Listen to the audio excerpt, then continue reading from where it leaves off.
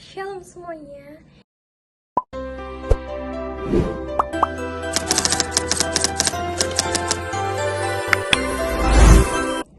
Nah, di sini saya dan teman-teman saya Indrid Korolomi. Saya Winnie. Saya Afram. Saya Judith. Dan saya Adis. Di sini kami akan membahas mengenai konflik yang sering terjadi di Indonesia, yaitu konflik antar agama. Konflik antar agama ini sangat merugikan Indonesia karena bisa membuat perpecahan, entah itu rasisme maupun diskriminasi.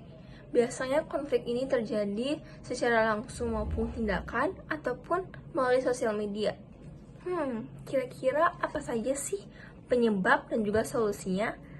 Sekarang mari kita simak penjelasan mengenai solusi dan juga penyebab.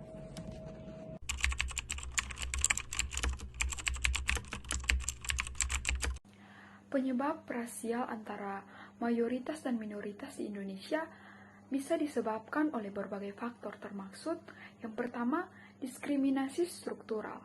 Sistem atau kebijakan yang mendukung atau memperkuat ketidaksetaraan antara kelompok mayoritas dan minoritas dapat memicu konflik rasial. Yang kedua, kesenjangan sosial ekonomi. Kesetimpangan dalam hal akses terhadap sumber daya, pendidikan, pekerjaan, kesempatan ekonomi antara kelompok mayoritas dan minoritas dapat menciptakan ketegangan dan konflik. Yang ketiga, ketegangan politik. Persaingan politik yang memanfaatkan perbedaan ras, agama untuk mendapatkan dukungan politik dapat memperburuk hubungan antara kelompok mayoritas dan minoritas.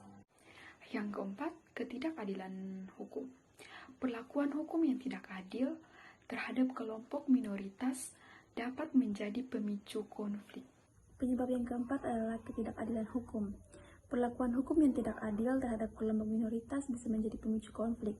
Yang kelima, ketegangan agama. Perbedaan agama dan keyakinan seringkali menjadi faktor yang memicu konflik antar kelompok, terutama jika ekstremisme agama atau intoleransi menjadi masalah. Yang keenam, kurangnya pendidikan dan kesadaran multikultural.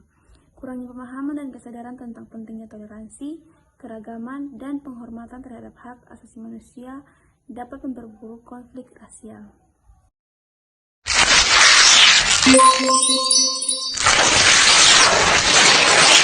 Ada beberapa solusi untuk mengatasi rasis mayoritas dan non-mayoritas di Indonesia. Pertama adalah harus adanya kesadaran dari setiap individu untuk saling bertoleransi dalam keberagaman yang ada di Indonesia. Kedua adalah penegakan hukum bagi semua warga negara. Yang ketiga, melakukan sosialisasi tentang pentingnya bertoleransi dalam keberagaman di Indonesia. Keempat, menerapkan hukum seadil-adilnya dan tidak melakukan tebang pilih. Yang kelima, bersama mengembangkan moderasi beragam dan toleransi antar umat bersama. Yang keenam, mengembangkan sikap toleransi terhadap perbedaan pandangan.